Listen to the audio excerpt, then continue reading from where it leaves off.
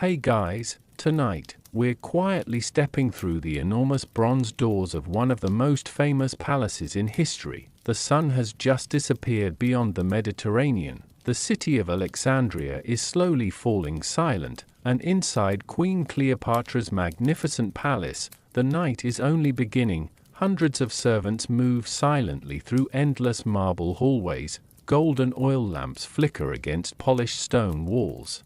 Musicians prepare their instruments, perfumes drift through the warm evening air, and royal guards carefully watch every doorway. But what really happened here after dark? Did Cleopatra spend every evening hosting extravagant feasts, or were many nights surprisingly ordinary?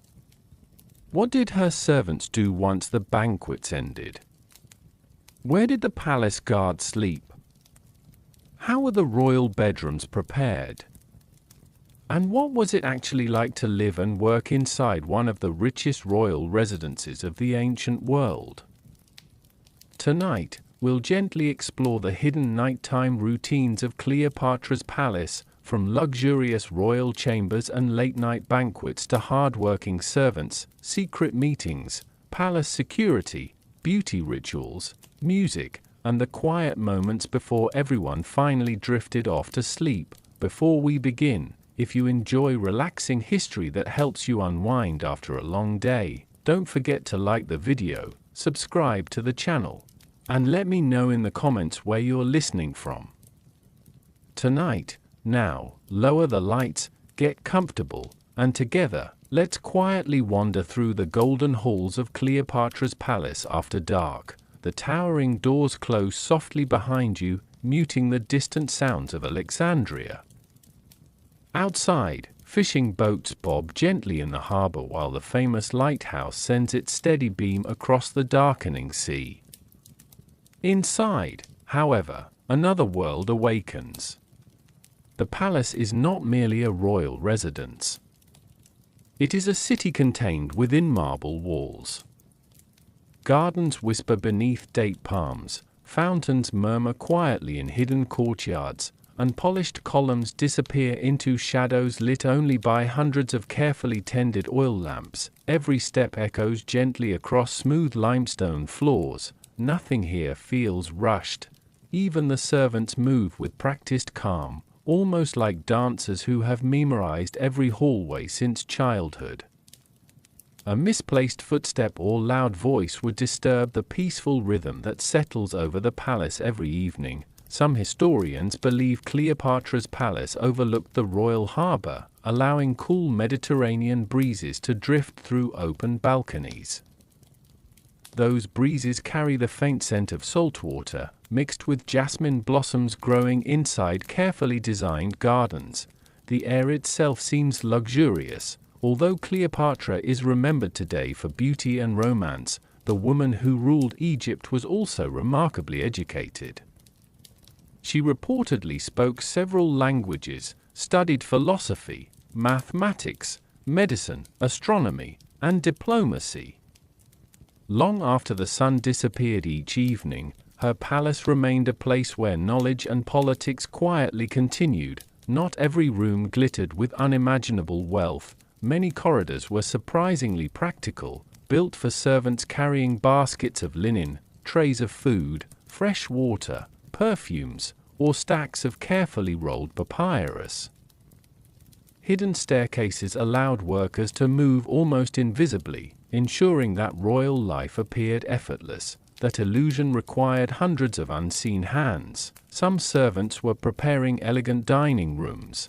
Others polished bronze mirrors until they reflected every lamp flame. Garden keepers watered flowers beneath moonlight. Scribes organized documents by flickering light. Physicians quietly checked herbal supplies. Stable workers settled horses for the night. Far below the magnificent reception halls, enormous kitchens remained warm from hours of cooking. Bakers finished the last loaves of bread while clay ovens slowly cooled. Storage rooms overflowed with wine jars, olive oil, figs, dates, grain, honey, and spices arriving from distant corners of the Mediterranean. Every object had its place, Every person understood their role. Above them all lived a queen whose every decision could shape kingdoms, yet even queens eventually grew tired. As darkness deepened across Alexandria, the palace gradually transformed from the bustling center of government into something quieter, softer, almost dreamlike. The brightest halls glowed like rivers of gold. Curtains drifted gently with the evening breeze, some voices faded into whispers, others disappeared altogether. The palace itself seemed to exhale. Soon, guests would arrive through decorated entrances. Musicians would begin tuning delicate instruments. Servants would light hundreds more lamps until the walls shimmered like stars trapped inside polished stone. Our journey through Cleopatra's extraordinary night is only just beginning, so, without disturbing the peaceful rhythm of the palace, let us quietly follow the servants as they prepare to welcome the evening, stepping together into the fading twilight of the next chapter. The last traces of daylight fade behind the western horizon, leaving Alexandria wrapped in a gentle blue twilight.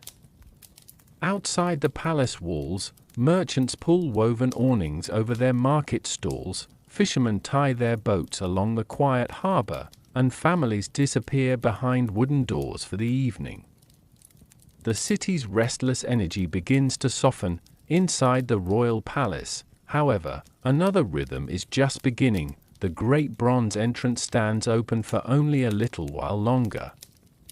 Tall enough for mounted riders to pass beneath, the doors are decorated with scenes of Egyptian gods, sacred falcons, blooming lotus flowers, and the royal uraeus cobra that symbolizes the queen's authority.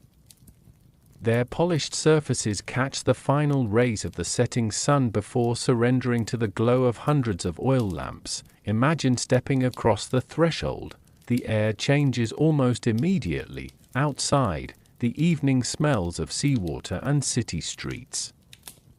Inside, delicate fragrances float through the corridors: myrrh, frankincense, blue lotus, cedarwood, and fresh herbs gathered from palace gardens. The scents drift together so naturally that no single fragrance overpowers another. A quiet servant bows gently as you pass, another silently closes one section of the enormous doors. The palace is not shutting itself away from the world, it is simply changing into its nighttime form. Visitors who have been invited for supper begin arriving one by one. They do not rush. Wealthy merchants, trusted officials, foreign ambassadors, respected scholars, and military commanders enter with measured confidence. Each understands that this is not merely the home of a queen. It is the heart of an empire where every conversation may shape tomorrow's decisions. Before anyone walks deeper inside, palace attendants perform careful routines. Dust gathered during the day is brushed from fine sandals, travel cloaks are folded neatly, walking staffs are collected and respectfully stored, guests are quietly guided toward reception halls while scribes note each important arrival on smooth rolls of papyrus. Nothing is left to chance, even silence seems organized. The corridors themselves reveal the extraordinary wealth of Ptolemaic Egypt. Marble floors shine beneath warm lamplight. Painted ceilings display stars stretching across deep blue backgrounds, reminding every visitor that the heavens watch over earthly rulers. Gold leaf catches the light without becoming overwhelming, creating a soft glow rather than dazzling brilliance. It is luxury designed to feel peaceful, not far away. Fountains continue their gentle song. Water slips over polished stone into shallow pools where lilies float almost motionless. Small birds settle among garden branches while evening insects begin their quiet chorus. The palace never feels completely still because nature is woven into its design. The sound of water follows you almost everywhere. Hidden passages allow servants to move behind walls and beneath staircases without interrupting the graceful appearance of royal life. One corridor may seem empty, yet beyond a carved wooden screen several workers quietly carry trays of fruit, folded linen, or sealed jars of imported wine. The palace is alive in ways that most guests never notice. As darkness deepens, more lamps are lit. Young attendants carefully trim each flax wick before adding fresh olive oil. One forgotten lamp could leave an entire hallway in shadow, so every flame receives careful attention. The work is repetitive but strangely comforting, repeated night after night by hands that know exactly where every lamp belongs. Far above, open balconies welcome the cool Mediterranean breeze. Curtains woven from fine linen sway gently, carrying distant sounds into the palace. Somewhere beyond the walls, waves lap softly against stone quays. A lone gull cries across the harbor before settling for the night. The famous lighthouse of Alexandria sends its steady beam across the sea, visible even from certain palace terraces. For those living inside these walls, such sights have become wonderfully ordinary, yet beneath the calm surface, the palace remains alert. Messengers continue arriving with sealed documents from distant provinces. Guards quietly exchange shifts at gateways and towers. Physicians remain available should anyone suddenly require their care. Stable hands listen for restless horses.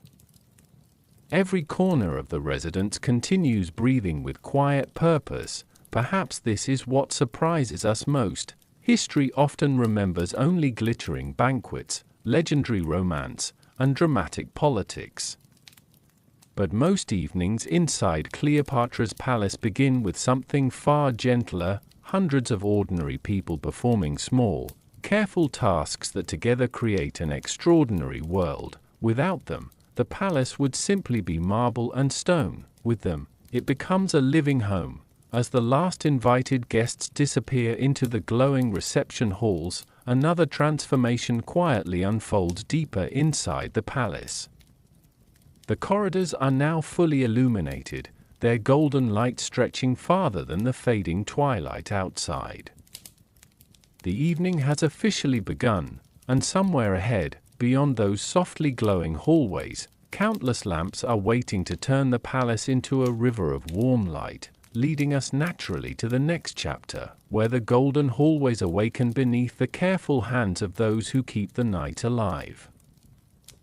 The palace has now settled into the quiet rhythm of evening. The final glow of sunset has disappeared from the western sky, leaving Alexandria beneath a blanket of deep indigo. Outside, the streets grow quieter with every passing moment. The harbor remains awake, its waters gently reflecting the distant beam of the great lighthouse. But inside Cleopatra's palace, darkness is never allowed to linger for long. Long before electric light could banish the night with the flick of a switch, an entire army of careful hands stood ready to greet the evening.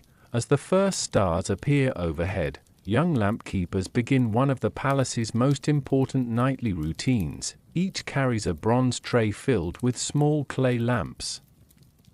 Tiny pitchers of fragrant olive oil, fresh flax wicks, and polished bronze tools for trimming the flames. They walk slowly through the endless corridors, stopping at places they have memorized after years of quiet service. Every lamp has its own place, every flame has its purpose. One by one, darkness gently retreats. A servant kneels beside an elegant marble pillar, removes the burned remains of an old wick, pours fresh oil with remarkable precision, then carefully touches the new wick with a glowing taper. A small golden flame appears, steady, warm, and calm. Another lamp joins it, then another. Soon an entire hallway begins to glow like a river of liquid honey flowing through polished stone. Unlike the harsh brightness we know today, these flames leave soft shadows dancing across painted walls. Columns seem almost alive as flickering light gently shifts across carved lotus flowers and sacred falcons. Gold leaf catches the warm glow without becoming blinding, giving every surface a quiet radiance. The palace breathes in light instead of sunlight. The work requires patience. Too little oil, and a lamp may die before midnight. Too much, and the flame may smoke, darkening expensive ceilings with soot. Experienced attendants know exactly how much each lamp needs. Some corridors require larger flames because ambassadors and honored guests will pass through them.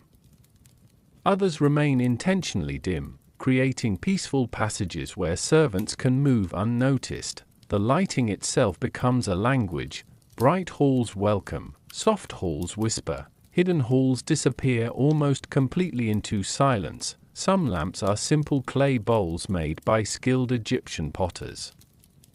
Others, reserved for ceremonial rooms, are beautifully crafted from polished bronze, decorated with delicate engravings of papyrus reeds, blooming lotus blossoms, or protective deities believed to watch over the palace after dark. The scent of warm olive oil mixes gently with incense already floating through the corridors. Nothing feels overpowering. Everything has been designed to soothe. As more flames awaken, the palace slowly changes character. During daylight, the enormous residence feels grand and open. At night, it becomes intimate. Ceilings seem lower beneath the warm glow.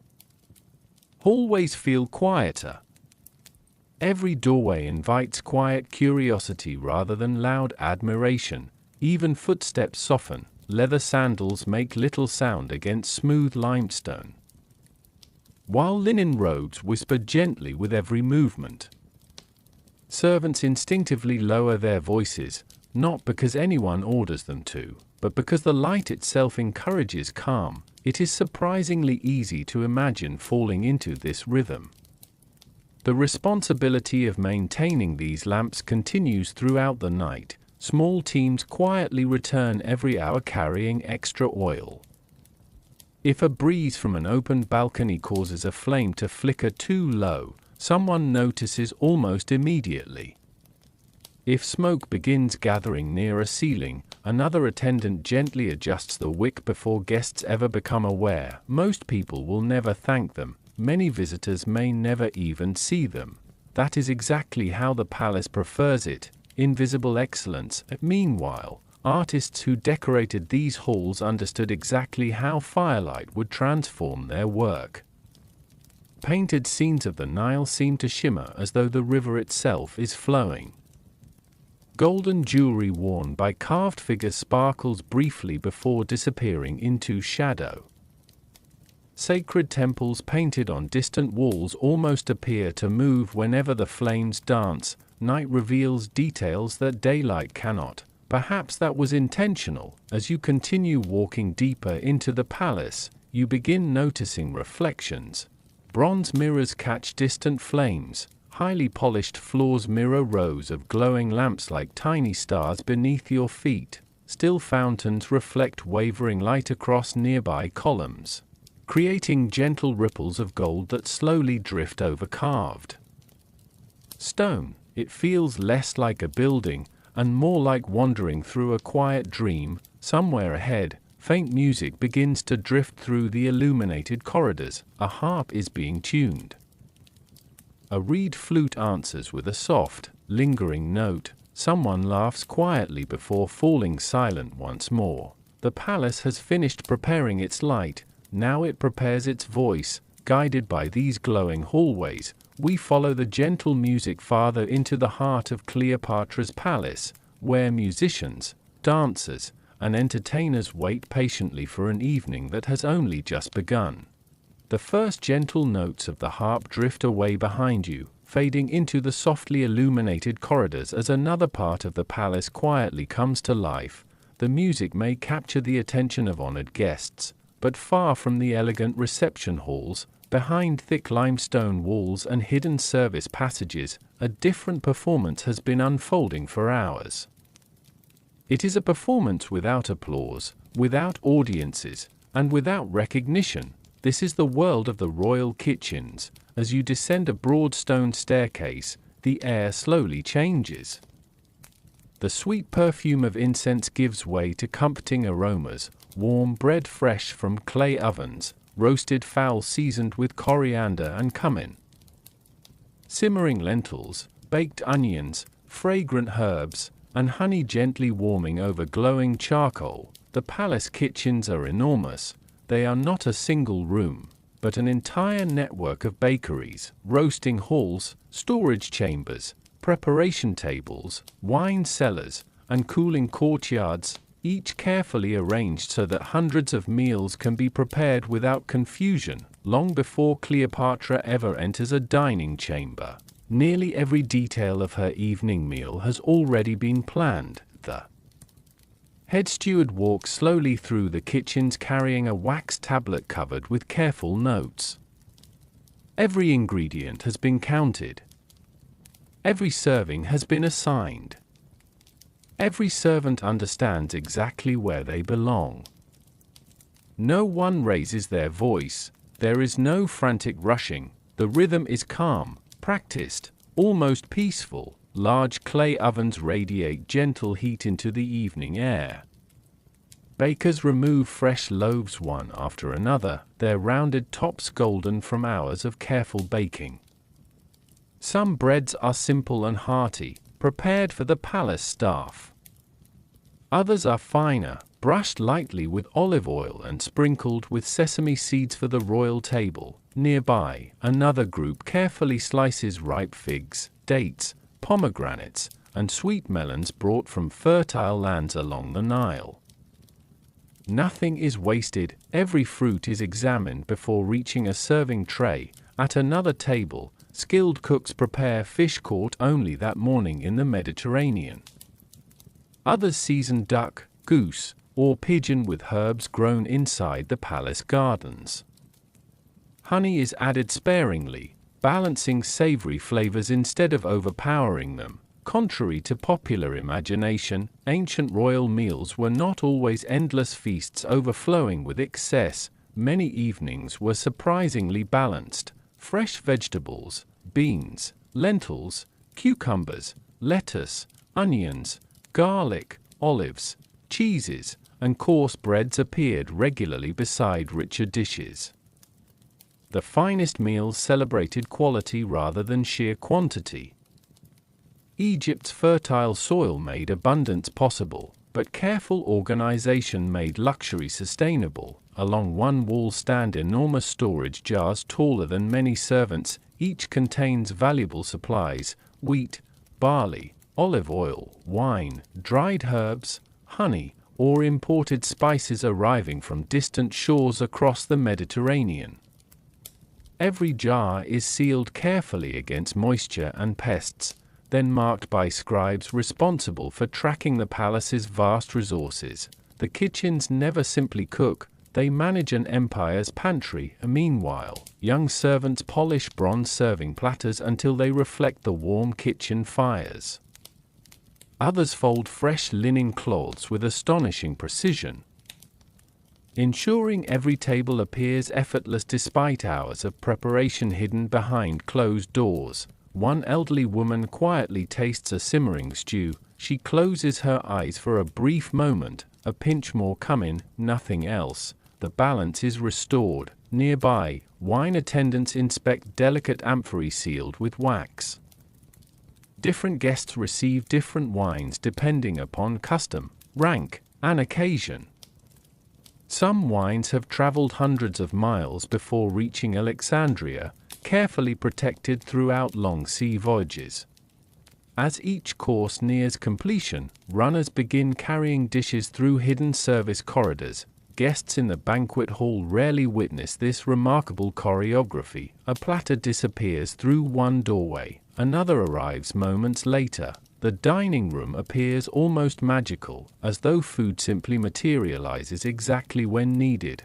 That illusion is the result of countless unseen hands. Even after the first dishes leave the kitchens, the work continues. Extra bread remains warming. Beside the ovens, fresh herbs are chopped, desserts are prepared, water jars are refilled, clay cooking pots are quietly cleaned before the next course begins. the palace sleeps only when everyone else has finished eating.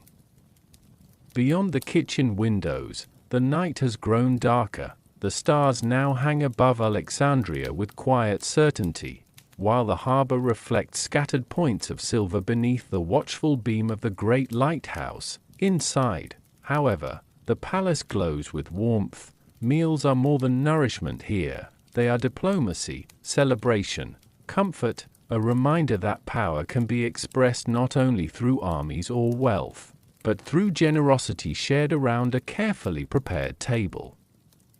Somewhere above, elegant guests begin taking their seats. Soft conversation replaces the clatter of preparation. Servants straighten their linen garments one final time before lifting polished trays.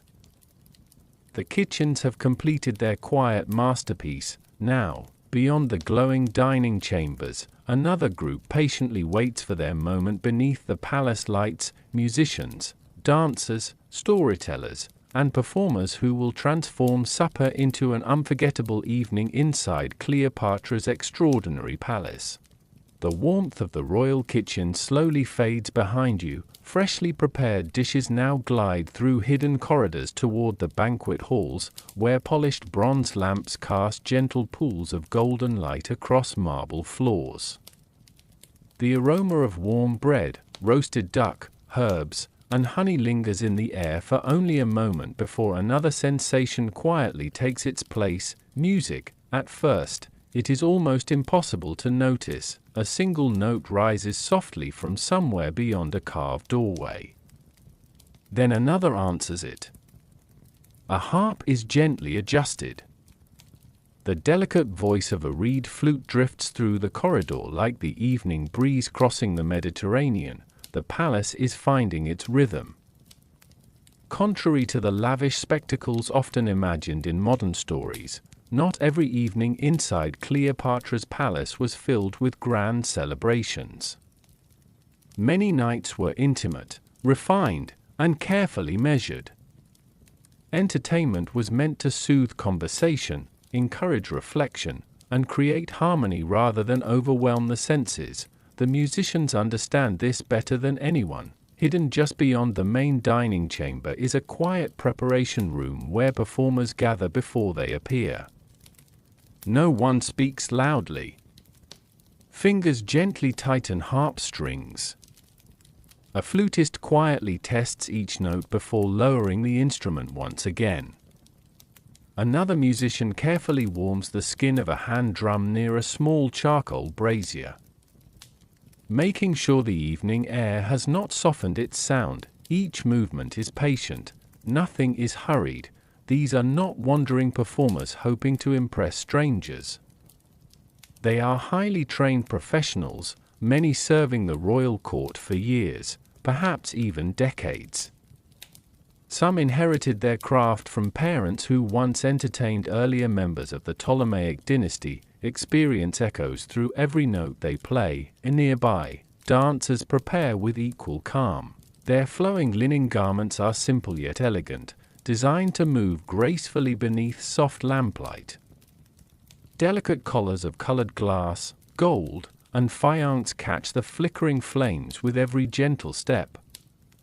Fresh lotus blossoms are woven into carefully arranged hairstyles, their faint fragrance mixing with the incense already drifting through the palace. There is no frantic rehearsal, only quiet confidence. When the steward finally nods, the musicians enter first. Conversation inside the banquet hall naturally softens. Guests continue speaking, but their voices become lower, more thoughtful, allowing the music to settle comfortably around them. Harps produce gentle melodies that seem almost weightless. Reed flutes weave through the notes like birds gliding above the Nile at sunset. Even silence becomes part of the performance. The dancers do not command attention through dramatic leaps or exaggerated gestures. Instead, every movement flows with remarkable control: a slow turn, a graceful extension of the hands, a measured step across polished stone. Their performances often tell quiet stories inspired by Egyptian beliefs, changing seasons, river life, or the eternal balance between. order and chaos. Guests familiar with these traditions understand the meanings hidden within each gesture, while foreign visitors simply admire the beauty unfolding before them. Some evenings also include storytellers. An elderly narrator may quietly recite tales of wise pharaohs, distant expeditions, clever priests, or ancient gods whose adventures have been shared for generations. These stories entertain, but they also preserve memory. In a world where much knowledge is passed from one voice to another, storytelling remains one of Egypt's greatest treasures. Not every listener hears the same lesson. That is part of the magic. Cleopatra herself was known for her education and curiosity. Ancient writers describe her as someone who appreciated conversation as much as luxury. It is easy to imagine evenings where music played gently in the background while philosophers, diplomats, scholars, and advisors exchanged ideas over carefully prepared meals. The entertainment became a quiet companion to thought. Meanwhile, servants continue moving almost invisibly. Goblets are refilled before they become empty. Fresh fruit quietly replaces finished dishes. Oil lamps are adjusted without interrupting a single melody. The guests may hardly notice the choreography surrounding them, yet every peaceful moment depends upon dozens of unseen workers. Outside the banquet hall, the palace remains calm. Fountains continue whispering beneath moonlit courtyards. Palm leaves sway gently in the night breeze. Somewhere high above the city, the lighthouse continues its endless watch over ships entering Alexandria's harbor. Inside, the final notes of a harp linger in the warm air before slowly fading into silence. No applause follows. There is only a peaceful pause, a quiet appreciation shared among those gathered beneath the palace roof. The performers bow gently and disappear almost as silently as they arrived, leaving behind only echoes of melody drifting through the golden corridors. But while guests lose themselves in music and conversation, another world continues quietly behind the walls. Bedrooms must be prepared, corridors must remain spotless, countless servants are still working long after the songs have ended. So, as the last gentle notes dissolve into the peaceful night, let us slip away from the banquet hall and follow those unseen hands into the hidden passages of Cleopatra's palace, where the true heartbeat of the royal household continues long after the entertainment has faded. The final notes of music slowly disappear into the quiet corners of the palace, beyond the banquet halls, where guests continue their conversations beneath glowing lamps. Another part of Cleopatra's evening begins. The sounds of laughter and instruments become distant whispers as we follow a quieter path through the royal residence. A narrow corridor leads away from the crowded halls. The marble beneath your feet feels cooler here. The walls are decorated with delicate paintings of gardens, birds, and scenes from the Nile. Small lamps burn steadily in bronze holders, their flames creating gentle reflections across polished stone. The air carries a different fragrance now, softer, warmer, filled with flowers, oils, and carefully prepared perfumes. This is the private world of the queen. Although Cleopatra's image has been surrounded by legends for thousands of years, her nightly beauty routine was not simply about appearance. In ancient Egypt, personal care was connected to comfort, health, cleanliness, and social identity. For wealthy Egyptians, especially members of the royal household, bathing and grooming were important parts of daily life. Inside Cleopatra's private chambers, attendants quietly prepare everything needed for the evening. Large vessels of warm water are carried into the room. Fresh linen cloths are folded carefully. Small containers made from alabaster, glass, and polished stone are arranged on wooden tables. Each container holds something valuable: scented oils, natural pigments, fragrant resins, and carefully blended mixtures created by skilled palace specialists. The room itself feels peaceful. There is no sense of hurry. The Queen's attendants understand that this is a time of preparation and reflection after a long day of meetings, responsibilities, and public appearances. Ancient Egyptian beauty traditions were remarkably advanced. For their time, people used oils to protect the skin from the dry climate.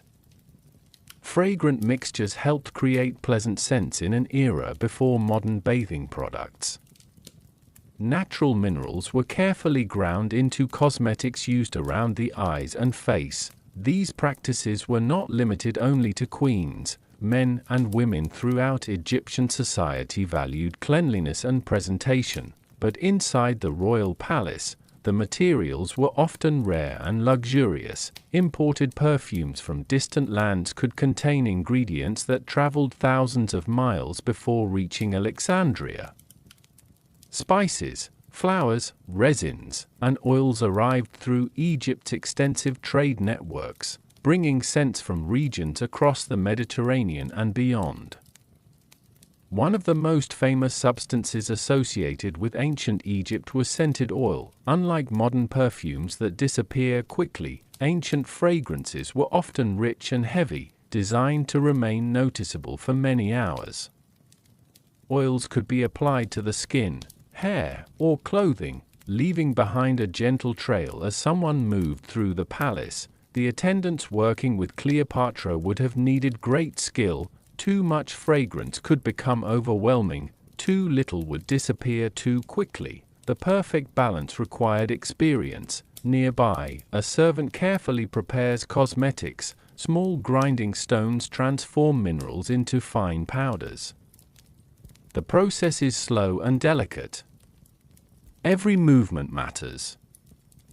A single careless mistake could ruin a valuable ingredient. The Queen's famous appearance may have inspired countless stories, but behind that image was a team of skilled workers whose knowledge made royal presentation possible. These attendants were not simply helping with decoration, they were preserving traditions passed down through generations.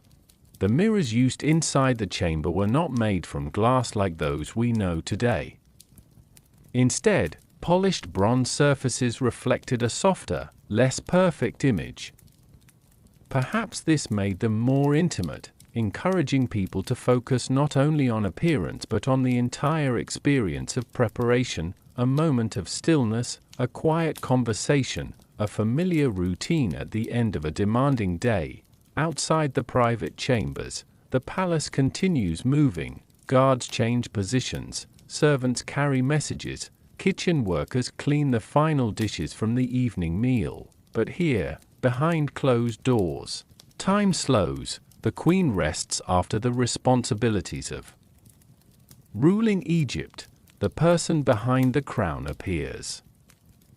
Not a symbol, not a legend, simply a woman preparing for another night inside a palace filled with expectations. As the final oils are placed away and the lamps burn lower, Cleopatra's private chambers become quieter than the grand halls outside, yet the palace is far from asleep. Beyond these walls, countless servants continue their work through the night, maintaining the hidden machinery that allows royal life to appear effortless. And now, leaving the Queen's peaceful chamber behind, we will follow those unseen workers, the people whose footsteps filled the palace long after everyone else had gone to rest. The quiet doors of Cleopatra's private chamber close behind us. The soft fragrance of oils and flowers slowly fades as we return to the hidden pathways of the palace, the narrow corridors, servant stairways, and working spaces that most royal guests would never see. Here, away from the golden halls and decorated dining rooms, another story unfolds, a story not written about kings or queens. A story about the hundreds of people whose hands kept the palace alive. The palace may have belonged to Cleopatra, but it depended on those who moved quietly around her. Every polished floor, every prepared meal, every carefully placed lamp, and every comfortable room existed because someone had spent hours creating it. And most of the time, those people remained unseen. The servants of the royal household were not one single group. They came from many different backgrounds and performed countless tasks. Some were highly trained specialists. Others worked in physically demanding roles that required strength and endurance. Together, they formed a complex network that allowed the palace to function day and night. As the evening grows deeper, the hidden corridors become busier. A linen keeper carries freshly folded cloth toward the royal apartments. A water carrier carefully balances heavy containers, moving slowly to avoid spilling a single drop. A messenger walks quickly but quietly with a sealed document. A kitchen worker returns with empty serving dishes after the royal meal. Each person follows a familiar route. Each knows exactly where they need to be. The palace operates almost like a living creature, with every servant acting like a small part of a much larger body. Some workers had specialized knowledge that required years of experience. Perfume makers understood how different oils combined. Garden workers knew which plants required attention beneath the moonlight. Physicians and healers maintained supplies of herbs and medicines. Scribes recorded information with careful handwriting that preserved the palace's memory. Others performed tasks that were simpler but equally important: cleaning floors, carrying supplies, repairing clothing, preparing rooms, maintaining storage areas. These jobs rarely appeared in official records, yet without them, royal life would quickly lose its elegance. One of the most fascinating parts of palace life was the relationship between visibility and invisibility. A guest entering Cleopatra's hall might see perfect order. They might notice the shining floors, beautiful decorations, and carefully arranged furniture, but they would not see the hours of preparation that created that moment. The servant who polished the bronze basin before sunrise, the worker who repaired a damaged curtain, the person who carried fresh water through the palace before anyone woke. The beauty of the palace was built upon countless quiet efforts. Late at night, some servants finally receive moments of rest. Small sleeping areas are tucked away in less impressive parts of the residence. These spaces are far different from royal chambers. They are simpler, containing only what workers need for comfort and sleep after long hours of service: a woven mat, a folded blanket, a small personal object carried from home, tiny reminders that behind every role was a real person, someone with memories. Someone with hopes, someone who had once been a child before becoming part of the palace world. The ancient sources that survive today often tell us much more about rulers than ordinary workers. This creates a strange silence around the people who made history possible. Their names may be forgotten, but their labor shaped the experience of everyone who walked through Cleopatra's residence. Tonight, as the palace settles into darkness, their footsteps continue. A servant adjusts a lamp that has begun to fade. Another quietly closes a garden gate. Someone checks the final room preparations before disappearing into the shadows. The work never feels dramatic. There are no grand announcements. Only dedication repeated every evening, and perhaps that is what makes their story so powerful.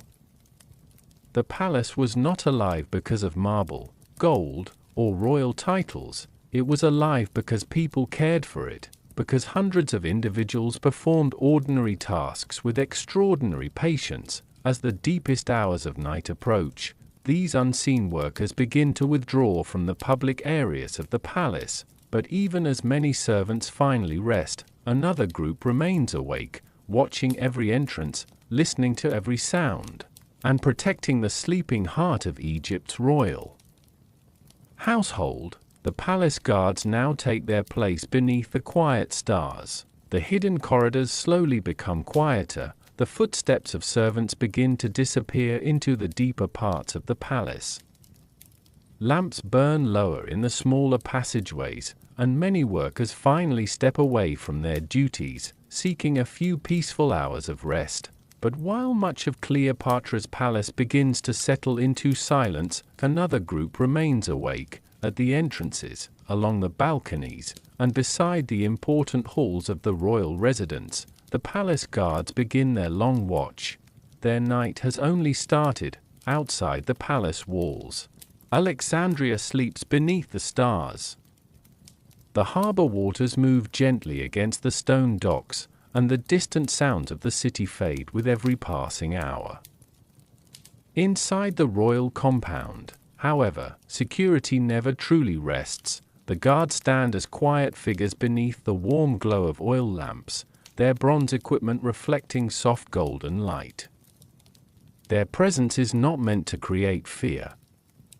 It is meant to create reassurance. A royal palace is a place of beauty, but it is also a place of responsibility. The guards understand that every doorway they protect leads somewhere important. Behind one entrance may be a chamber filled with valuable treasures. Behind another may be rooms where important officials sleep. Deeper within the palace rests Cleopatra herself. The queen's safety depends on many people, but the guards are among the most visible symbols of protection. Their duties begin with careful routines. At the start of each shift, one group replaces another. Names are recorded. Conditions are checked. Weapons and equipment are inspected. Every guard knows which area they are responsible for and which paths they must regularly walk. Nothing is left entirely to memory. A palace of this size requires organization. The guards are not simply standing in one place all night. They move through courtyards, they inspect entrances, they watch approaching visitors, they listen for unusual sounds, they observe the behavior of everyone entering and leaving. In a world without modern alarms or communication systems, attention itself was the greatest form of protection. The quietest moments could sometimes require the most. Awareness, a sudden movement in a garden, a door opening unexpectedly, a messenger arriving later than expected, a strange sound from an empty corridor. The guards were trained to notice small changes that others might ignore. Yet their nights were not filled with constant danger. Much of their work was patience, hours of standing, hours of watching, hours of waiting. The greatest success of a guard was often that nothing happened at all. A peaceful night meant they had done their job perfectly. Many guards in ancient royal households came from military backgrounds, bringing experience and discipline from years of service. Their skills were valuable not only because they could fight, but because they understood order, loyalty, and responsibility. Some carried traditional weapons such as spears, while others carried equipment suitable for close protection. Their appearance alone helped establish authority throughout the palace. But behind the armor and discipline were ordinary human beings. They became tired, they missed their families, they looked forward to the first light of dawn. A guard standing beside a quiet courtyard fountain might spend hours watching the moon move across the sky, thinking about home while still remaining alert. History often remembers rulers and battles. It rarely remembers the person who stood awake beside a doorway while everyone else slept, yet those silent hours mattered. The safety of the palace depended on people willing to remain awake. During the darkness, as midnight approaches, the palace becomes almost completely still. The banquet rooms are quiet, the musicians have left, the kitchens have cooled, only a few lamps continue burning brightly in important areas. The guards walk their routes beneath the fading flames, their footsteps echoing softly across the stone floors. Far above them, stars continue moving across the Egyptian sky. The queen rests inside her private chambers. The city sleeps, but the palace remains awake, and somewhere beyond the guarded entrances, behind closed doors and carefully protected rooms, important conversations continue in the shadows, because even during the quietest hours of night, A royal palace is never truly empty. Soon, we will follow those whispers deeper inside the palace, where advisors, messengers, and trusted companions gather away from public eyes in the secret meetings that shape the decisions of Cleopatra's world. The palace remains wrapped in silence, the musicians have gone, the banquet halls sit beneath the gentle glow of only a few remaining lamps, the servants have retreated into quieter corners, and the guards continue their slow patrols through the sleeping residents. Yet deep within Cleopatra's palace, another kind of activity begins, not loud, not visible, but important, behind decorated wooden doors and beneath ceilings painted with stars. A small group of trusted individuals gather. Together, these are the people who help guide the decisions of a queen. The world outside may imagine royal power as something held by one person alone. But even the most influential rulers depended on advisors. Scribes, diplomats, scholars, and trusted companions who helped interpret information and prepare choices. Cleopatra's palace was not only a home, it was a place where ideas were exchanged, where messages from distant lands were examined, where the future could be discussed quietly long after most people had fallen asleep. A servant carrying a small tray walks through a nearly empty hallway. The lamps beside him flicker gently as he approaches a private chamber. He pauses, receives a silent signal from the guard, and enters. Inside, the atmosphere is calm. A few oil lamps illuminate a room filled with scrolls, maps, and writing materials.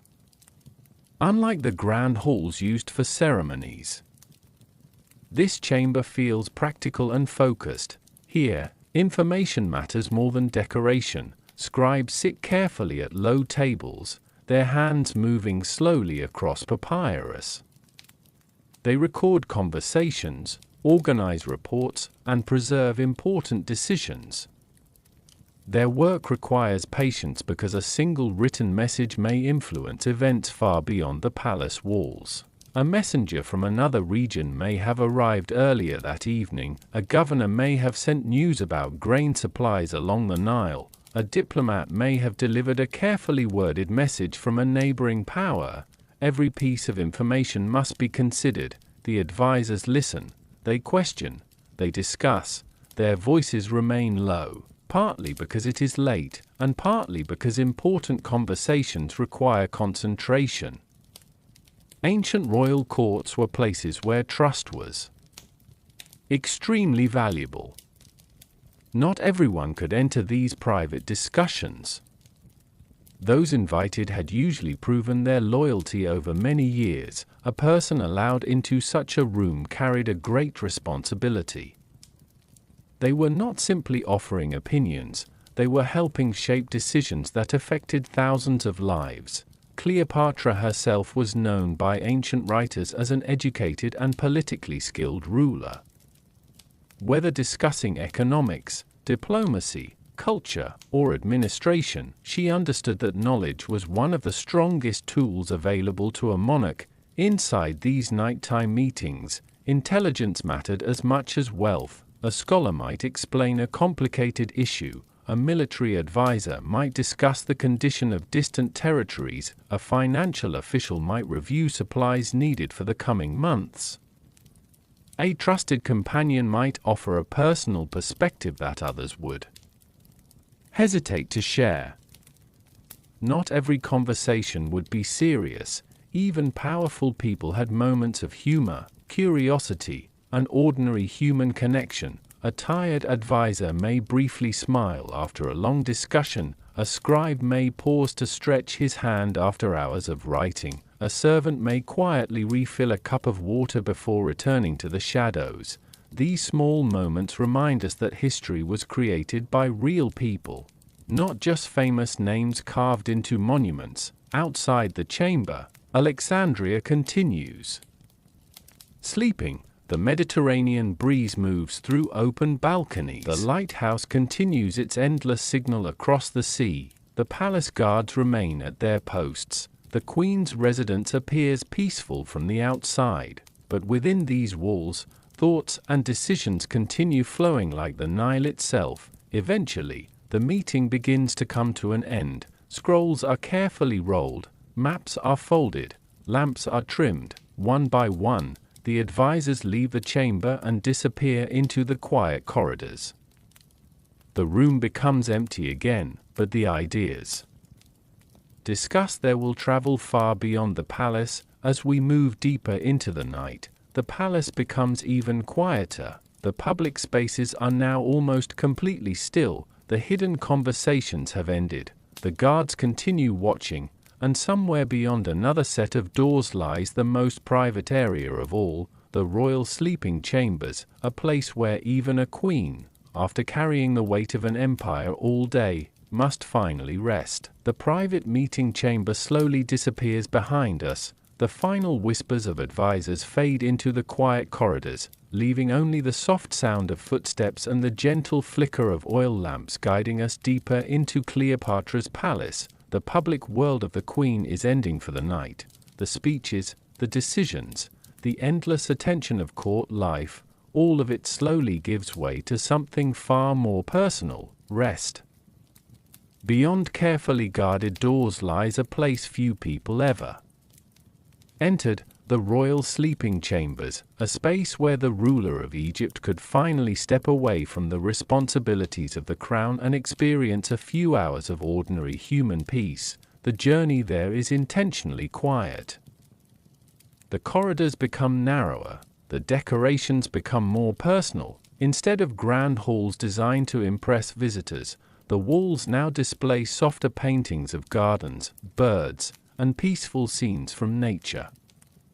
The atmosphere changes from power and ceremony to comfort and privacy. A palace bedroom was not simply a place to sleep. For ancient royalty, it represented safety, identity, and personal sanctuary. Inside Cleopatra's private apartments, every detail would have been carefully arranged. Fine linen curtains softened the entrance.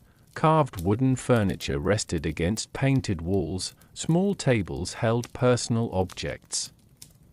Oil lamps provided gentle illumination without disturbing the calm atmosphere. The room was designed not only for beauty, but for tranquility. Ancient Egyptian beds were quite different from modern ones. Many were raised from the ground, supported by wooden frames, and covered with woven materials that provided comfort in the warm climate. Wealthier households could decorate these pieces with elegant details, while simpler versions served practical purposes. The bed itself represented more than comfort. It was a private place where the person behind the title could finally rest. Imagine the contrast. During the day, Cleopatra would have been surrounded by officials, visitors, and endless expectations. Every word could be examined. Every decision could carry consequences. But here, inside these quiet rooms, the noise of the outside world became distant. Only the gentle movement of curtains remained, only the soft glow of lamps, only the peaceful sounds of the palace slowly settling around her. Attendants would prepare the chamber carefully before the queen arrived. Fresh linens would be arranged, water would be placed nearby. Lamps would be adjusted to the perfect brightness. The room would be checked one final time, ensuring everything was ready before the doors closed. This preparation required trust. The royal bedroom was among the most private areas of the palace. The people allowed inside needed to be completely reliable, because these were the moments when even the most powerful ruler became vulnerable. Behind the image of the queen stood a person who needed rest like everyone else, someone who could become tired, someone who needed quiet, someone who experienced the same simple human need for sleep. Ancient stories often focus on Cleopatra's intelligence, beauty, and political influence. But these quiet moments are easier to imagine than legendary events: a queen removing jewelry after a long evening, a servant carefully folding a garment, a lamp burning beside a table, a person looking out toward the moonlit harbor before closing their eyes. These ordinary moments connect us across thousands of years. the room itself would have carried the memories of countless evenings. Conversations held before sleep, private thoughts never recorded, letters written and sealed, moments of happiness, moments of worry. The walls may have been decorated with gold and stone, but they also witnessed the quiet emotions of the people who lived within them. Outside, the palace continues its nighttime routine. Guards pass through distant corridors, a few servants complete their final tasks, the fountains continue flowing in the gardens. Alexandria rests beneath the stars. Inside the royal chamber, the pace slows even further. The queen's world becomes smaller, the enormous empire beyond the walls feels far away. For a brief moment, Cleopatra is not a ruler negotiating with kingdoms or a figure remembered by history. She is simply someone preparing for sleep, but before the night fully settles, another question remains: what did a queen actually eat at the end of such a long evening? What foods appeared on the private table after the grand meals were finished? And what flavors filled the royal chambers during those final quiet hours? To answer that, we must leave the peaceful bedroom behind and return once more to the palace kitchens, where the last tastes of Cleopatra's night were carefully prepared. The quiet of the royal bedroom remains behind us as we gently return through the palace corridors. The lamps burn lower now. The grand halls that once echoed with conversation are nearly silent, and only a few servants continue moving through the shadows. Yet somewhere within the palace, a small part of the evening is not finished. Food, not the grand displays that guests witnessed earlier, not the carefully arranged dishes meant to impress ambassadors and officials, but the quieter meals enjoyed after the formal gatherings ended, the private tastes of a queen at the end of a long day. When we imagine Cleopatra's meals today, it is easy to picture endless tables covered with exotic treasures. Stories have transformed royal dining into something almost impossible to believe, but the reality was likely much calmer. Ancient Egyptian cuisine was built around the natural abundance of the Nile Valley.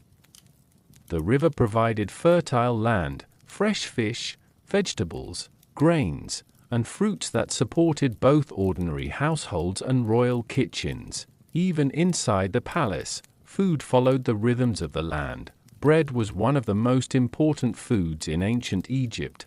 It appeared everywhere. Simple workers ate it, officials ate it, the royal household ate it too. Different varieties existed, from basic loaves made with barley or emmer wheat to finer breads prepared with additional ingredients for special occasions.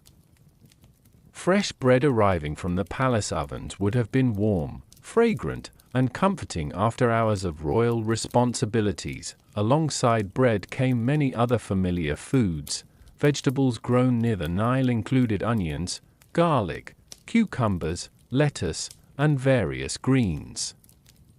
Lentils and beans provided valuable nourishment, while dates and figs offered natural sweetness. Fruit was especially appreciated.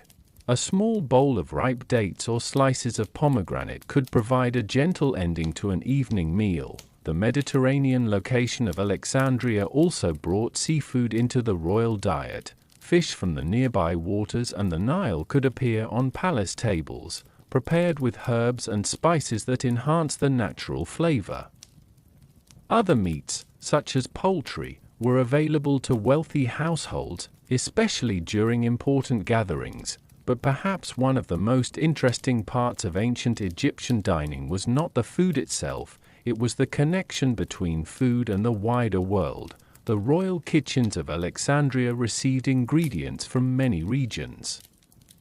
Egypt sat at the crossroads of ancient trade routes, meaning the palace could access products that traveled from distant lands. Wines arrived from different regions, spices traveled across seas, rare ingredients appeared through diplomatic gifts and commercial exchange. Every meal carried a small piece of the ancient world with it. Inside Cleopatra's private dining area, the atmosphere would have been very different from a public banquet. The room would be smaller. The number of people present would be limited, the conversation quieter. A simple evening meal after a demanding day may have offered Cleopatra something she rarely experienced in public: peace. Perhaps she sat with trusted companions, perhaps she reviewed letters while eating. Perhaps she simply enjoyed a moment without ceremony. The queen who represented Egypt to the outside world could finally experience a personal routine. The servants preparing these private meals had their own careful responsibilities. They selected the freshest ingredients, they arranged dishes beautifully, they ensured the food arrived at the correct moment. Even a simple meal required coordination. A forgotten detail could interrupt the comfort of the evening: a missing ingredient, a poorly prepared dish, a delayed servant. The palace depended on precision. As the night continued, the final plates were removed, the remaining food was carried away, the serving dishes were cleaned, the kitchen fires were reduced, the private dining room returned to silence. Outside, the gardens rested beneath moonlight. The harbor remained calm.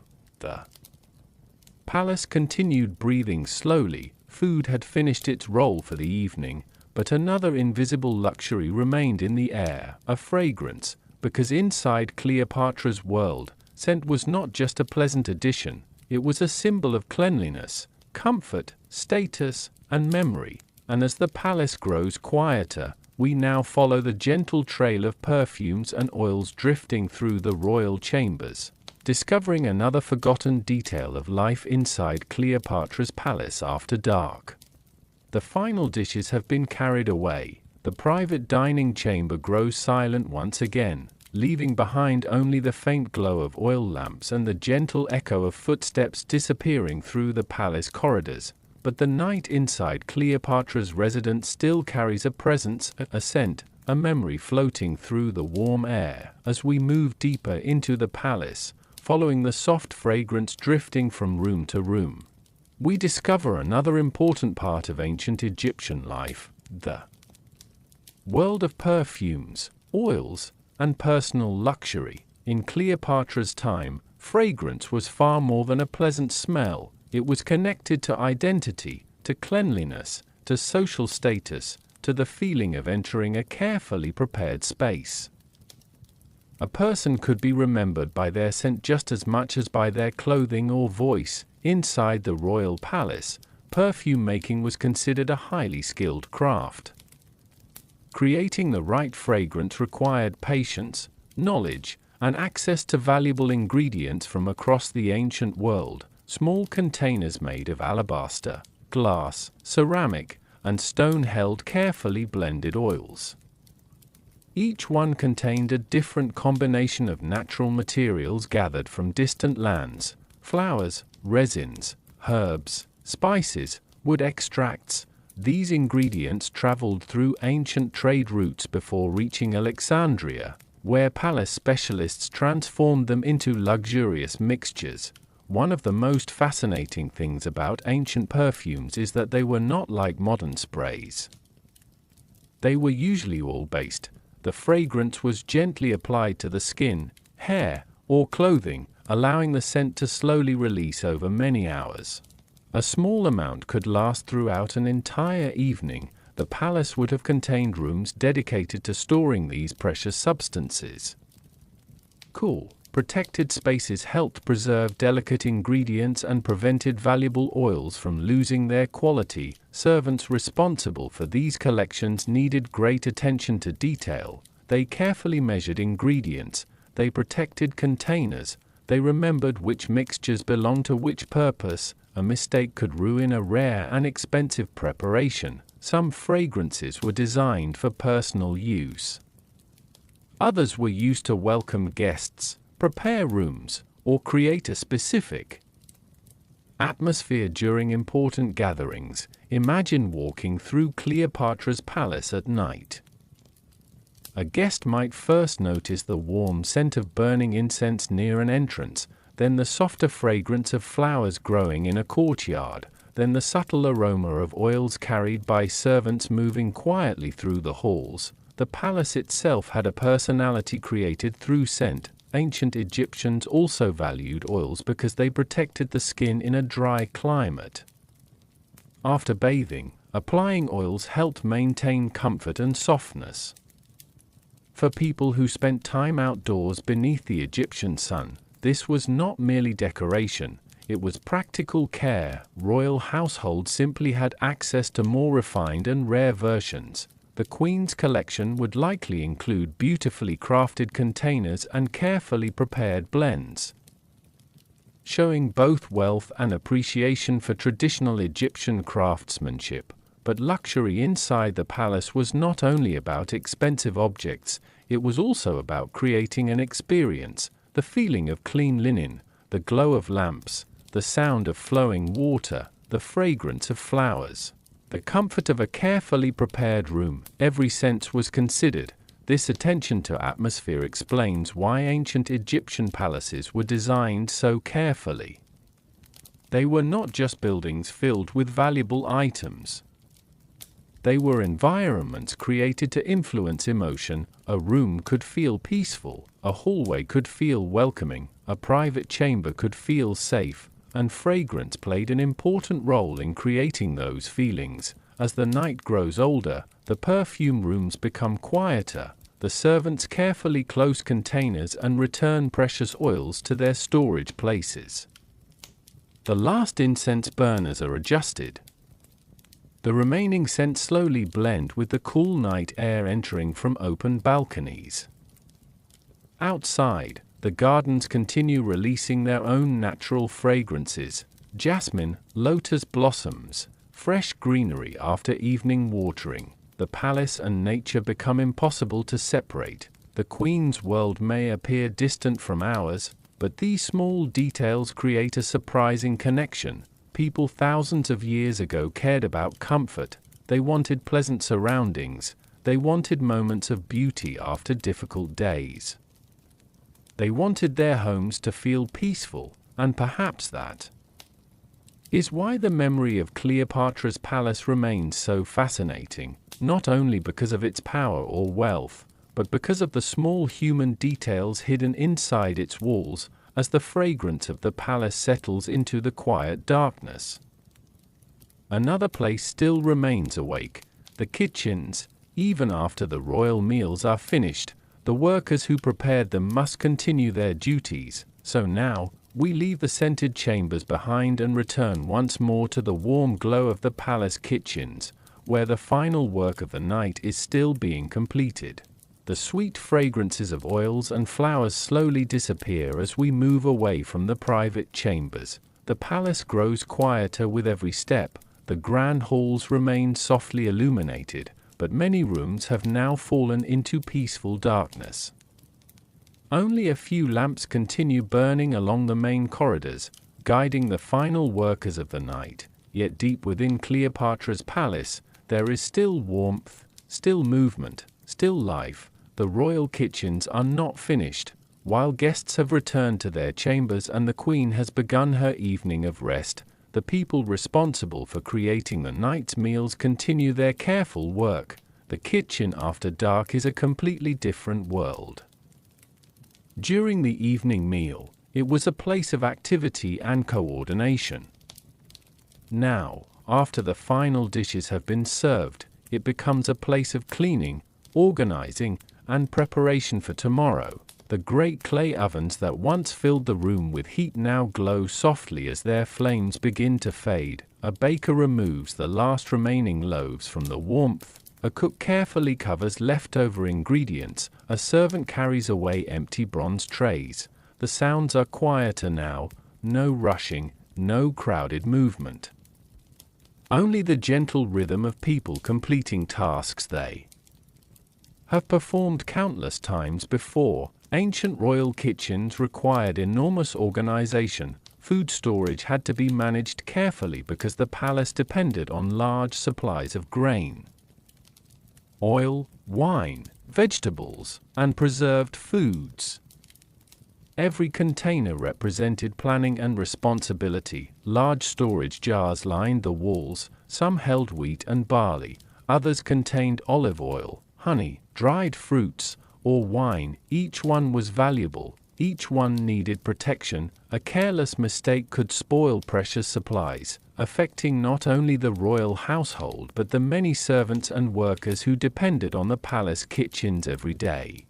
Near the cooking areas, workers clean the tools used during preparation, stone grinding surfaces are washed, bronze knives are polished, clay pots are examined for cracks, wooden utensils are placed carefully where they will be ready at sunrise. The kitchen never truly starts or ends, it simply moves from one stage to another. One of the most remarkable things about ancient palace life is how much planning happened behind the scenes. A single evening meal may have required farmers, fishermen, merchants, storage workers, cooks, servants, and cleaners all working together long before the food reached Cleopatra's table. The final plate on the royal dining table represented an entire chain of human effort. As midnight approaches, some workers finally sit down for a brief rest. A young kitchen assistant drinks water beside a quiet wall. An older cook checks tomorrow's supplies by the light of a small lamp. For a few moments, the enormous kitchen feels almost like a family space rather than a workplace. Stories may be exchanged, memories may be shared. Someone may quietly mention a village far away. Someone else may speak about a child waiting at home. These small conversations are rarely recorded by history, but they remind us that the people inside Cleopatra's palace were not simply figures moving through an ancient story. They were human beings. They had tired feet. They had personal worries.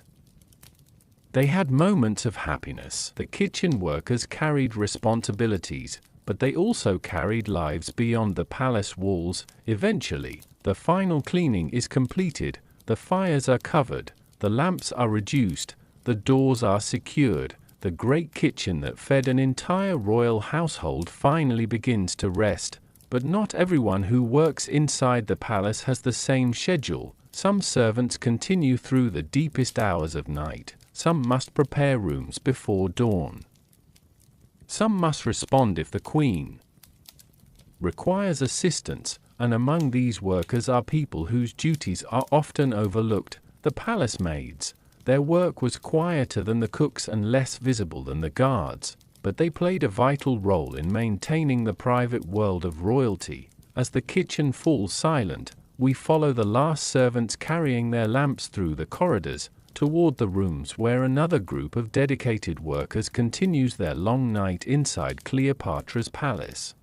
The final lamps of the royal kitchen begin to fade, the warmth of the ovens disappears into the quiet darkness, and the last sounds of cleaning tools slowly vanish through the stone corridors. But the palace is still awake, as we follow the soft glow of a servant's lamp through the hidden passages of Cleopatra's residence. We enter another world that existed alongside the grand halls and royal chambers, the world of the palace maids. Their work was rarely seen by visitors. They did not stand beside kings during ceremonies. They did not appear in official portraits. They did not leave behind monuments bearing their names. Yet every day, and every night, they helped maintain the private life of one of the most famous women in history.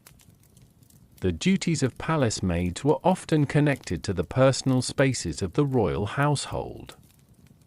They prepared clothing, arranged rooms, assisted with daily routines, cared for fabrics, and helped ensure that the Queen's private environment remained comfortable and organized.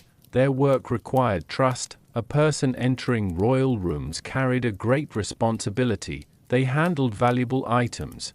They entered private spaces. They witnessed moments that few others would ever see. Because of this, palace attendants were often chosen carefully. They needed patience, discretion, reliability. A maid working inside Cleopatra's residence might begin her duties long before the queen entered a room. She would check the condition of fine linen curtains. She would arrange clothing and jewelry carefully. She would make sure personal items were placed exactly where they belonged. A room that appeared effortless to a visitor was actually the result of many hours of preparation. The beauty of royal life depended on quiet organization. One of the most important tasks was caring for textiles. In ancient Egypt, fine fabrics were valuable possessions. Linen was especially prized because it was lightweight, comfortable, and well suited to the warm climate. Keeping these materials clean and carefully arranged required skill. Clothing had to be folded properly. Delicate decorations had to be protected. Fabrics needed to be stored away from moisture and damage. A careless mistake could destroy something that represented years of craftsmanship. Beyond physical tasks, palace maids also provided companionship. Royal life could be isolating. A queen surrounded by officials and guards still needed trusted people nearby who understood her as a person.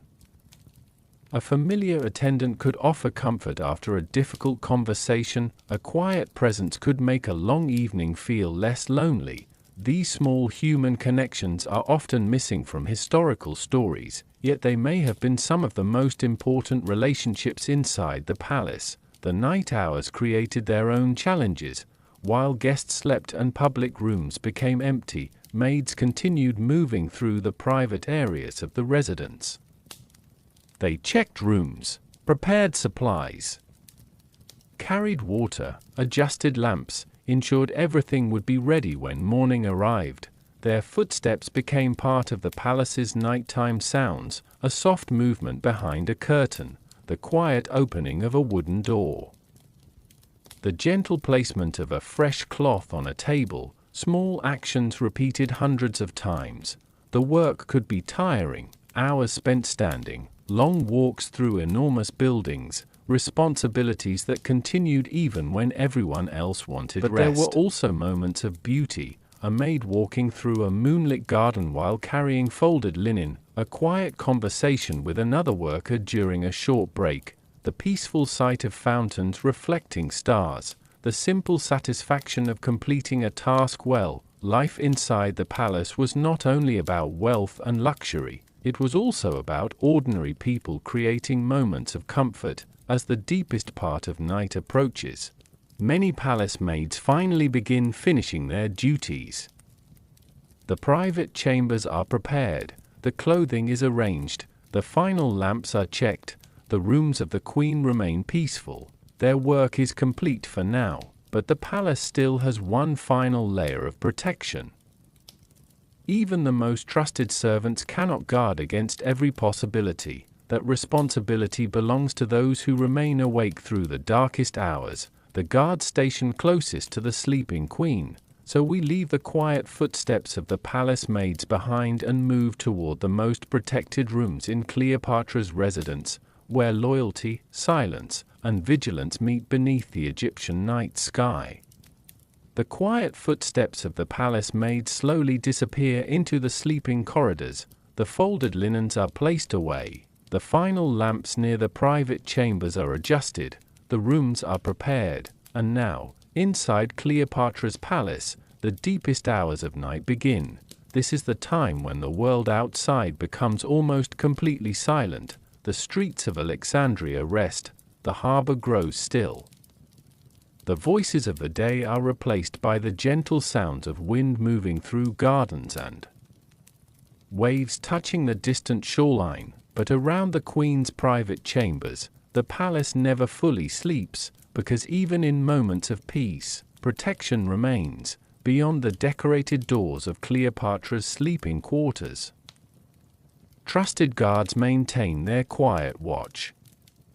Their responsibility is simple to describe but difficult to carry. Nothing must disturb the queen's rest. A ruler could not afford careless security. Inside a royal palace, information, wealth, and political influence existed side by side. The people closest to the queen needed to be protected, and the entrances leading to her private spaces needed careful attention. The guards understood the importance of their position. They were not there to create noise or fear. their greatest achievement was allowing the palace to remain peaceful. A successful night was a quiet night. The protection of the queen began with preparation, before the final hours of evening. Guards inspected important entrances.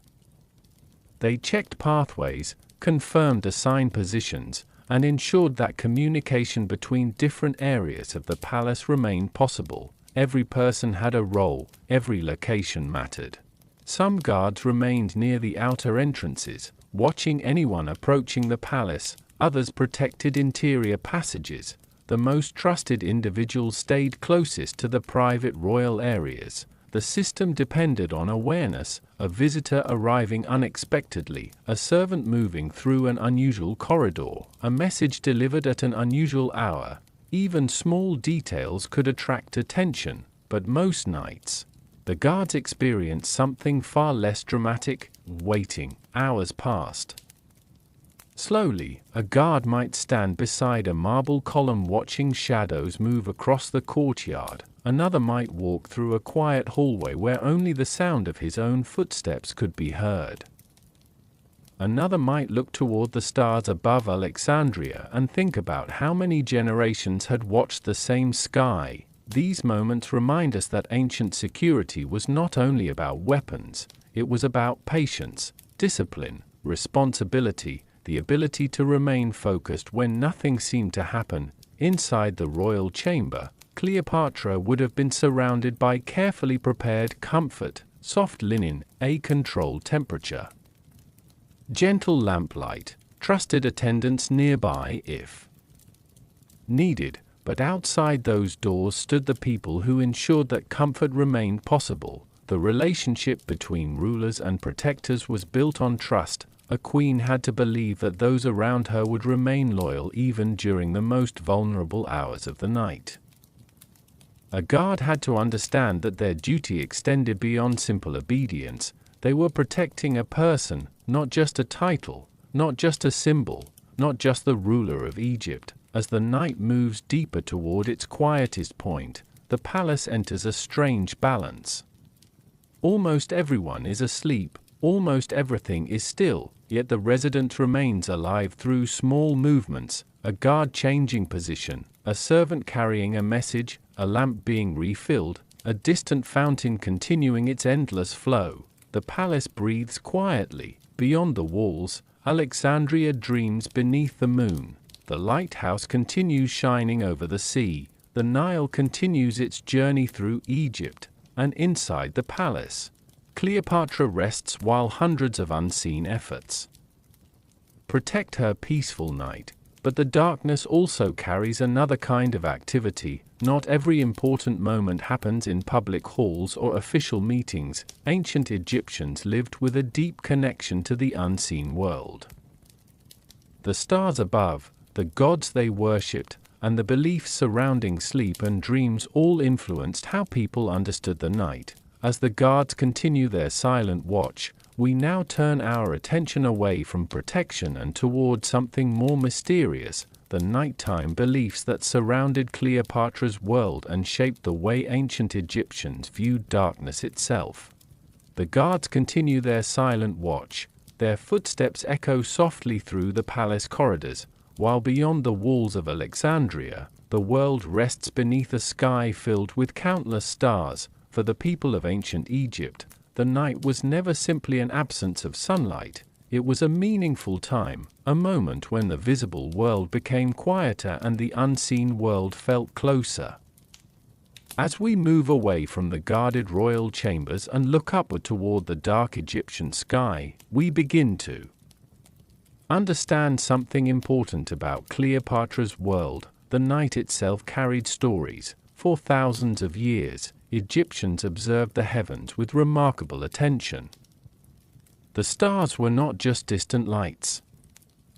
They were connected to ideas about time, order, gods, and the journey of life itself. Inside Cleopatra's palace, these beliefs would have surrounded daily existence. Painted ceilings displayed stars above royal rooms. Sacred symbols decorated walls. Priests and scholars studied the movements of the heavens. The darkness above was not empty, it was a vast landscape filled with meaning. Ancient Egyptians believed that the sun's journey did not simply end at sunset. According to their beliefs, the sun god traveled through the underworld during the night before rising again in the morning. This idea reflected one of the most important themes in Egyptian thought: renewal. The darkness was not something to fear. It was a necessary part of a greater cycle. Night allowed the world to rest before beginning again. This way of thinking influenced many parts of Egyptian life, including how people viewed sleep. Dreams were often considered significant, unlike modern ideas where dreams are usually seen as random thoughts. Ancient Egyptians sometimes viewed them as possible messages, warnings, or connections to the divine. A dream could inspire reflection. It could raise questions. It could even influence decisions. Inside a royal household, dreams may have carried special importance because rulers were believed to have a unique relationship with the gods and the fate of their kingdom. The quiet hours before dawn were often associated with reflection and spiritual awareness. The palace itself contained many reminders of these beliefs. Protective symbols appeared on jewelry and household objects. Amulets were worn by many Egyptians as symbols of safety and connection to powerful forces. Images of gods decorated walls and personal items, creating a sense that the divine world was always present. Even ordinary objects could carry deeper meaning: a small charm, a painted symbol, a carefully chosen decoration. These things were not merely beautiful, they represented hopes for protection, health, and balance. This belief in balance was central to Egyptian culture. The concept of harmony and order guided how people understood the universe. The world was seen as something that required careful maintenance, both by humans and by divine forces. Perhaps this is why the nighttime atmosphere of an ancient Egyptian palace feels so different from our own imagination. The darkness was not empty silence. It was filled with traditions, with stories, with unseen connections. A servant walking through a corridor at midnight was not simply moving through a building. They were moving through a world where every symbol, every star, and every shadow could carry meaning. Even the royal gardens reflected this connection: the moonlight touching the water, the movement of leaves in the evening breeze, the appearance of certain flowers opening at night. Nature itself became part of a larger story. As Cleopatra rested inside her palace, she lived within this same universe of beliefs. She was a ruler shaped not only by politics and education, but also by the traditions of ancient Egypt. The palace around her was both a physical place and a symbolic one, a home, a center of power, a connection between humanity and the mysteries of the world. Slowly, the night continues passing. The stars begin their long journey across the sky. The guards remain awake. The servants who still work move quietly through the shadows. The lamps grow smaller. The silence becomes deeper. Soon, the darkest hours will begin giving way to the first hints of morning. But before sunrise arrives, there is a brief and beautiful period when the palace exists between sleeping and waking. It's a moment of complete stillness, a moment when even the grand halls of Cleopatra's residence seem to hold their breath. And it is in these quiet hours before dawn that we will next explore the palace at its most peaceful, when almost everyone has finally surrendered to sleep. The stars continue their slow journey across the Egyptian sky. The palace has reached its deepest silence. The music has ended. The conversations have faded. The final servants have withdrawn into their resting spaces. And now, for a brief moment, Cleopatra's palace becomes something rarely seen by visitors, a place of complete stillness. The hours before dawn were perhaps the quietest part of the entire night. Not quite evening anymore. Not yet morning, a mysterious space between two worlds where time seemed to move more slowly. Inside the royal residence, only a few signs of life remain. A small oil lamp flickers beside a guarded doorway. A fountain continues its gentle movement in a moonlit courtyard. A distant footstep echoes through an empty corridor before disappearing again. The palace feels almost like it is sleeping. For the people who lived and worked there, these hours were often the final moments of rest before another demanding day began. The servants who had worked late into the night finally lie still. The guards continue their watch. The queen rests inside her private chambers. And the enormous building that once held hundreds of voices now holds mostly silence. This peaceful transformation reveals something fascinating about ancient palaces. During the day, they were symbols of power, places where officials gathered, where decisions were made, where visitors arrived hoping for royal attention. But at night, especially during these final hours before sunrise, they became homes. The people inside experienced the same simple rhythm that has connected humans for thousands of years. Work, rest, waiting, renewal. The palace gardens outside would have looked completely different at this hour. Without the brightness of the sun, colors softened. The stone paths became silver beneath moonlight. The leaves of palm trees moved gently in the cool air. Flowers released their nighttime fragrances into the darkness. The fountains, which had been background sounds throughout the evening, now became the loudest feature of the landscape. A servant walking through the garden might pause for a moment, enjoying the rare peacefulness before morning responsibilities returned. These small moments of quiet were valuable. Ancient life was filled with physical work, social expectations, and responsibilities. A few minutes of calm could provide comfort before another long day began. Even Cleopatra, despite her position, would have experienced these ordinary human rhythms. A ruler could command armies, a ruler could influence nations, a ruler could live surrounded by luxury, but no one could escape the need for rest. No one could avoid the passing of time. The darkness before dawn also carried a feeling of uncertainty. The night was ending, but the new day had not yet revealed itself. What would tomorrow bring? New messages from distant lands, new political challenges, new decisions requiring wisdom. For a queen, every sunrise carried responsibilities waiting beyond the bedroom doors. Yet for this brief moment, everything remained still. The palace did not need answers, it did not need decisions, it simply existed. The workers who maintained the residence understood this rhythm well. They knew that the quietest moments were temporary. Soon, the first signs of morning would arrive. The kitchens would awaken. The gardens would need attention. The halls would fill with movement again. Fresh lamps would be prepared. New visitors would enter. The palace would transform once more from a sleeping home into the center of Egyptian power. But not yet. For now, the final lamps continue burning. The guards remain patient. The moon watches over Alexandria, and somewhere beyond the palace walls, the first birds begin preparing their morning songs. The night is slowly releasing its hold. The darkness is becoming softer. The ancient city is beginning to wake. Soon, the first golden light will touch the palace walls, revealing the same halls that only hours earlier were hidden beneath shadows.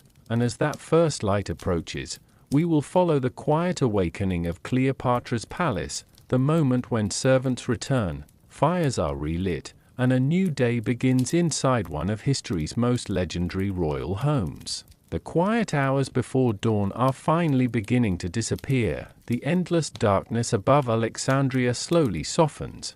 The stars that watched over Cleopatra's palace throughout the night begin fading one by one, and a faint blue glow appears along the eastern horizon. The city is not awake yet, but the palace is beginning to stir. Before the first rays of sunlight touch the marble walls, a small group of servants quietly begins the process of bringing the royal residence back to life. The transition from night to morning does not happen suddenly. It unfolds slowly, like a sleeping person opening their eyes. A single lamp is adjusted, A door gently opens, a footstep crosses a silent hallway. The palace begins breathing again. The first workers to move are often those responsible for preparing the spaces that will soon welcome another day. They carry fresh water, they inspect rooms, they prepare supplies, they restore the appearance of perfection that visitors expect from a royal residence. Much of their work happens before anyone else notices. A guest walking through the palace later in the morning may see shining floors, organized rooms, and carefully arranged decorations. They may never know that these details were prepared during the quiet hours before sunrise. A servant carrying a cloth through an empty corridor, a worker removing yesterday's ashes from an oil lamp, a gardener checking flowers before the heat of the day arrives. The morning begins with invisible effort. In the kitchens, the transformation is even more noticeable. After resting through the darkest hours, the ovens are prepared again. Fresh fires are carefully started. The first preparations for breakfast begin. Grain is measured. Bread making begins. Water is carried. Clay vessels are cleaned and arranged. The same spaces that were silent only a few hours earlier now slowly fill with familiar sounds. The gentle movement of tools, the crackling of fire, the quiet conversations of workers beginning another shift. Outside, the gardens receive their own attention. Garden workers walk along pathways checking plants that survived the cool night air. They water flowers, remove fallen leaves, and prepare the beautiful spaces where members of the royal household may later walk. Ancient Egyptian gardens were carefully designed. They were not only places of beauty, they provided shade, fragrance, food, and peaceful areas away from the demands of court life. A morning walk through such a garden would have offered a welcome contrast to the formal atmosphere of royal meetings. Meanwhile, inside the palace, the first signs of official activity begin appearing. Scribes prepare their writing materials, messages are organized, officials begin arriving. The quiet privacy of night slowly transforms into the public world of administration. Cleopatra's palace was not only a place where people slept. It was a place where Egypt was managed. Every morning brought new information, new decisions, new responsibilities. The peaceful night behind the walls now gives way to another day of movement, yet traces of the night remain. The final scent of incense still lingers in some rooms.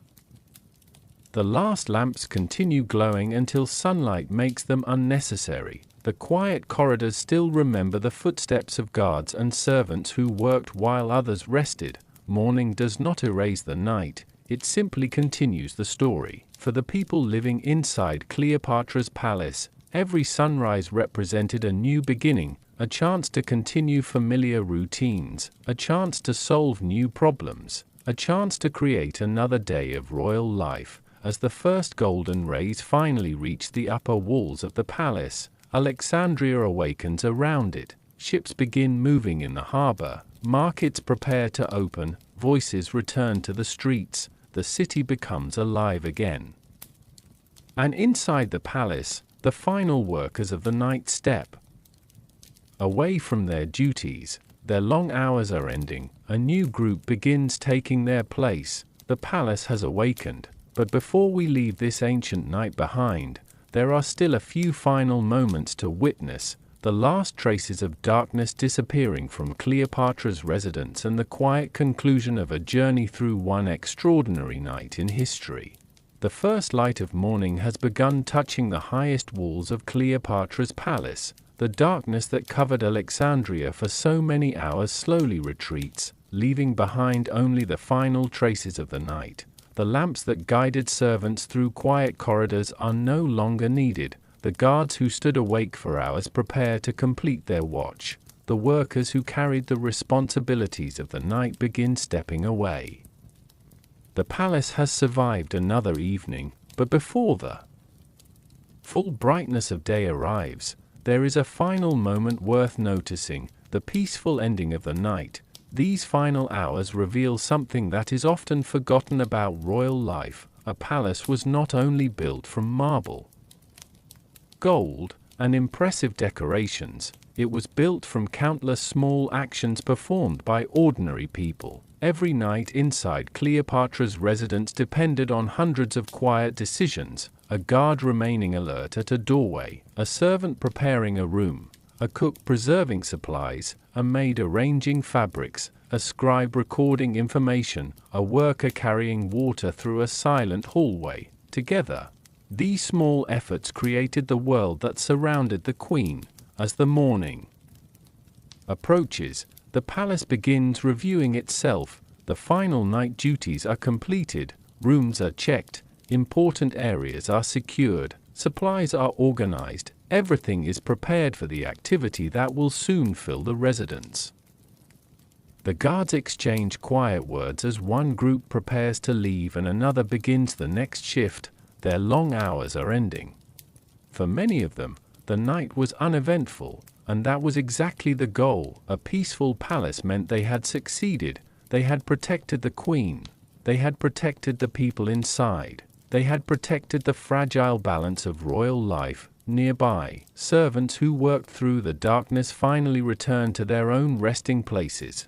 Their tired movements tell a story that history rarely records. The palace may have belonged to Cleopatra, but it was maintained by many hands. Without them, the beauty and comfort of royal life could not exist. As sunlight slowly enters the corridors, the difference between night and day becomes clear. The mysterious atmosphere of darkness fades.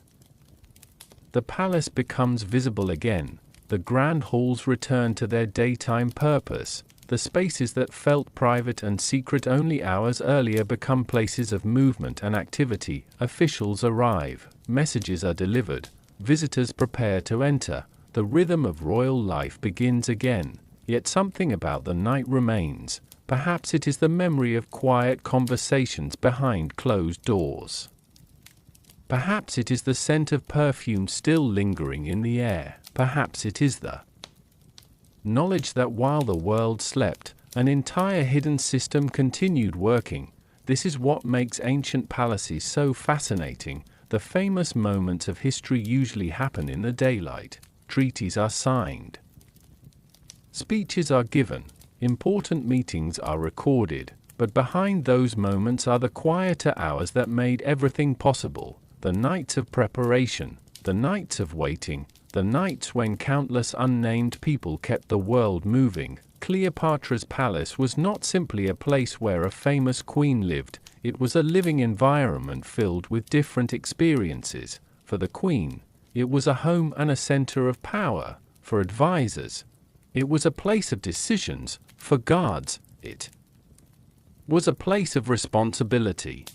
For servants, it was a place of endless work. For everyone inside, it was a place where ordinary human moments happened beneath extraordinary surroundings. The final lamps are now extinguished. The last shadows disappear from the palace corridors. The night has completely given way to morning. But somewhere in the quiet spaces between these walls, the memory of the night remains. A forgotten servant's footsteps, a guard's silent watch, a lamp glowing beside a sleeping chamber, a conversation spoken softly after midnight. These small details may never appear in ancient records, but they are the pieces that help us imagine what life truly felt like. And now, as our journey through Cleopatra's palace after dark reaches its final moments, there is only one place left to go: back through the golden halls, past the rooms that have awakened, and toward the peaceful farewell of an ancient night that has been hidden for more than 2,000 years. The final shadows of night have disappeared. The first sunlight has reached the walls of Cleopatra's palace, turning the stone surfaces from soft gray into warm shades of gold. The corridors that were once quiet are now filled with movement. Servants begin their morning tasks. Officials return to their duties. The kitchens prepare for a new day. The gardens receive the attention they need. The palace has awakened, and yet, for a moment, we can still remember what it felt like only a few Hours earlier, when Alexandria was silent, when the royal halls belonged only to shadows, candlelight, and whispers, when Cleopatra's palace revealed a different side of itself, not the palace of grand ceremonies, not the palace of political decisions, not only the palace of wealth and power, but the palace as a living home, a place where people worked, where people rested, where people waited, where people dreamed. The night inside Cleopatra's residence was not a single grand event, it was thousands of small moments happening quietly together. A servant carrying water through a dark hallway, a guard watching the entrance beneath the stars, a cook preparing the final meal of the evening, a maid carefully arranging royal clothing, a scholar reading by lamplight, a queen finally escaping the demands of the outside world and finding a few peaceful hours of rest. These moments may seem ordinary, but perhaps that is what makes them so fascinating. History often remembers the extraordinary, the battles, the famous speeches, the dramatic decisions, the names carved into monuments, but behind every famous person was a world of everyday experiences, people waking before sunrise, people working long hours, people caring for homes and families, people creating the small details that allowed great events to happen. Cleopatra's palace was one of the most famous residences of the ancient world, but it was also a place where ordinary human emotions existed. There was tiredness after a long day, there was comfort in familiar rooms, there was curiosity about tomorrow, there were moments of silence that no historian could ever fully record. And perhaps that is the greatest mystery of all. The stones of ancient Alexandria have witnessed countless lives. They have heard conversations that vanished with time. They have held secrets that were never written down. Every hallway once carried footsteps. Every chamber once held voices. Every lamp once illuminated someone sitting beneath its glow. Today, we can only imagine those moments. Archaeology can reveal structures. Ancient writings can reveal names and events, but the small feelings of everyday life, the quiet thoughts before sleep, the emotions behind closed doors, those are much harder to recover, and that leaves us with a question when we look at Cleopatra's story.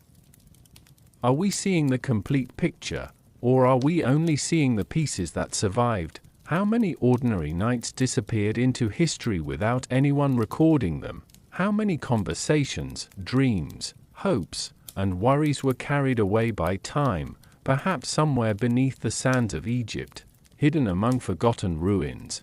There are still pieces of those lost moments waiting to be discovered, a fragment of a painting, a forgotten object, a piece of writing, a small clue that reveals another part of the human story, because history is not only made by the people whose names we remember, it is also made by the countless unnamed individuals who lived quietly beside them, the servants, the guards, the cooks, the workers, the people who kept the palace alive while the world watched the queen.